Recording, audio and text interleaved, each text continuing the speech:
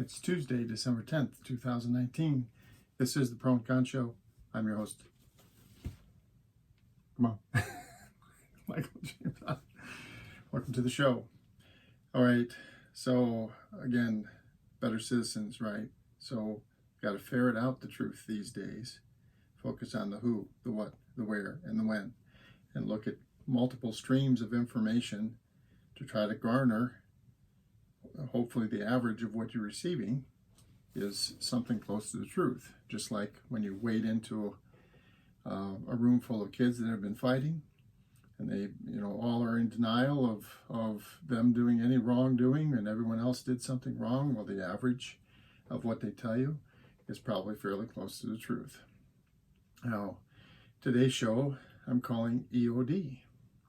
Now, EOD is an acronym. There's a couple of different meanings. So one of them is explosive ordnance disposal, EOD, and that's a term that's used in the military and on certain police squads that have a bomb disposal unit. Then the other use of EOD is early onset dementia.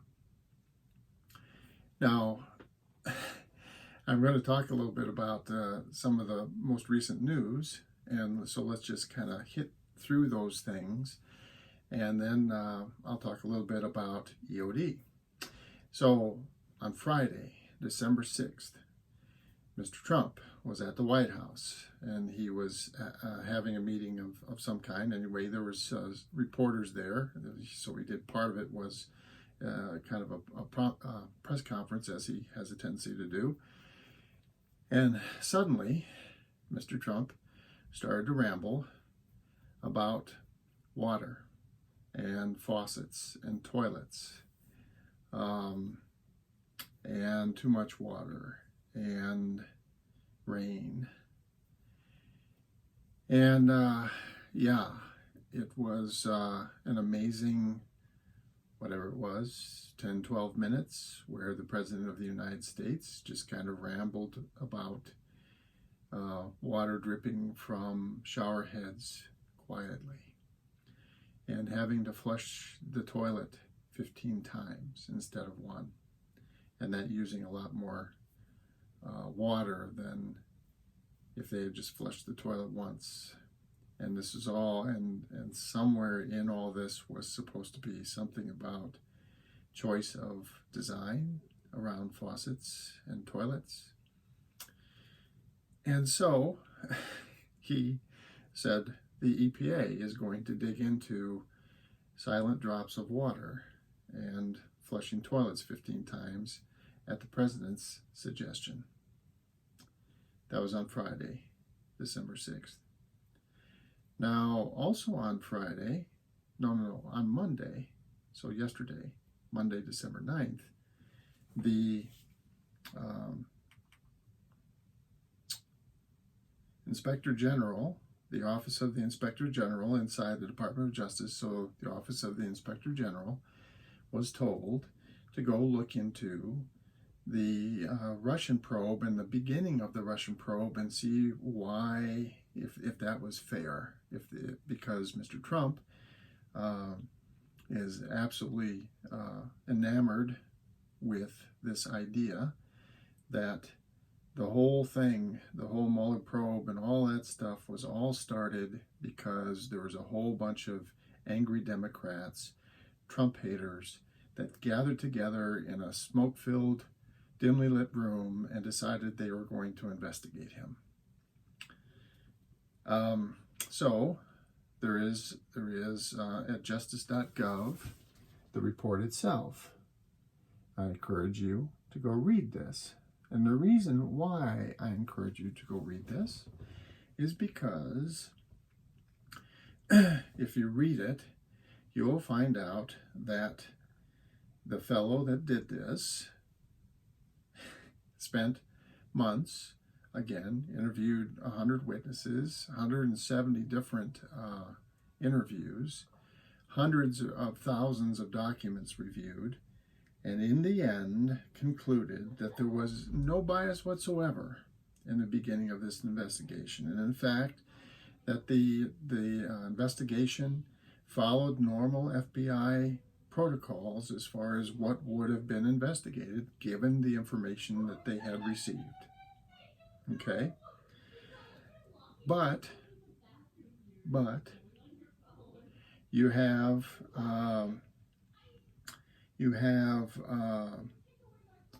the Will Barr, the Attorney General, immediately dismissed this report, saying it's all it's all wrong, and there was obvious bias by everybody in the federal government against Mr. Trump, and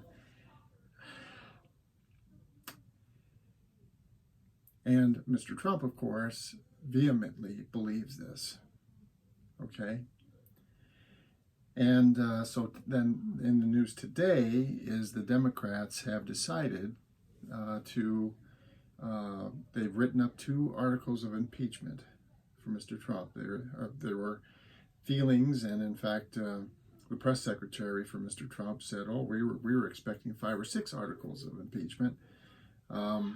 There was only 2, so obstruction of Congress and abuse of power. And the obstruction of justice or of Congress comes from the fact that he just totally stonewalled. He told everyone involved, no one will go to Congress and answer any questions, and you will not receive any documents that you've asked for. End of story. Well, that's obstruction of Congress. Now, the Republicans in the Senate may not ever admit that, but that's the very definition of it. And there's no reason why you can't allow Congress to review a bunch of these documents and talk to a bunch of these people. Now, you might have specific concerns or specific documents that you want to limit because of whatever reason, secrecy kinds of things. But the vast majority of them, there's no reason yet. That's it. So he's guilty as charged as far as obstruction of Congress. And then the abuse of power comes down to the simple question: is it okay for the President of the United States to garner support from foreign governments and foreign agencies to try to win an election in the United States? That's what he did. And the question is that okay? So if you believe that it's okay, then you would vote to not impeach him. And if you believe that that's not okay, then you would vote to impeach him. Now, going back to EOD and the definition of those 3 letters that I want to focus on: early onset dementia. Okay?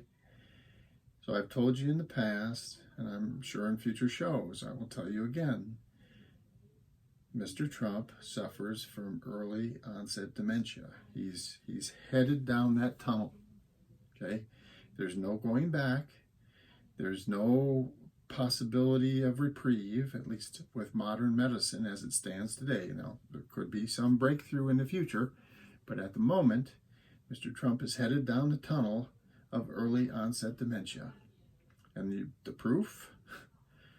The proof is right there in the public record on countless videotapes, but even in the last days, the proof is he starts rambling about these random topics, like the silent dripping water from a faucet and flushing toilets 15 times. And the other day at a rally, he just goes, Democrats don't want to call Thanksgiving anymore. Just making that up, okay? And so I agree that there's an element of him just, being this pig-headed, guy who knows that some number of people are going to believe whatever he says. And why is that? Well, his entire history has been sown with the proceeds of lying to people all the time. He's a con man. Okay, he's been a con man all his life. He's very comfortable lying to people, and he knows that just by being very confident, hence the term con man, confidence man, con man, by being very confident in what you say, some significant number of people are going to believe what you have to say. And so he can start claiming that there's a bunch of people that want to rename Thanksgiving something or other. There you go. But so the whole thing about this random thing with and then just the absolute inability to acknowledge that in the face of overwhelming information from sources that he should trust, that some idea that he has is not correct, that he can't let go of some of these things. He gets an idea in his head and he can't let go, even in the face of overwhelming information to counter his beliefs. And that is yet another sign of dementia. Okay. And why do I bring this up? Because we can't have a president of the United States in office who is heading down that tunnel of early onset dementia. Now, whether you like him or not, and some people love him, great. But the problem is, even if you have your uncle or whatever that you love to death, you can't put that person who is headed down the tunnel of early onset dementia, you can't have them be president of the United States. You can't do it. You can't do it. So the last things I want to say today is, unfortunately, and again, I've talked about how we can get rid of all of the influence of the Republicans versus the Democrats and get rid of all of the special interests and all that through the citizen statesman and this candidacy pool that we draw from randomly during election years. All that is a way to cure all this. But in the interim, right now, we have the Republican Party, which is Donald Trump for president, and we have the Democratic Party, which I think they still have 16 candidates, but there's the main ones. So we've got Biden, Warren, Sanders, and Buttigieg, and maybe Klobuchar. Look at those people. Look at them very, very closely. Try to figure out who you would want to be the president when it's not Donald Trump.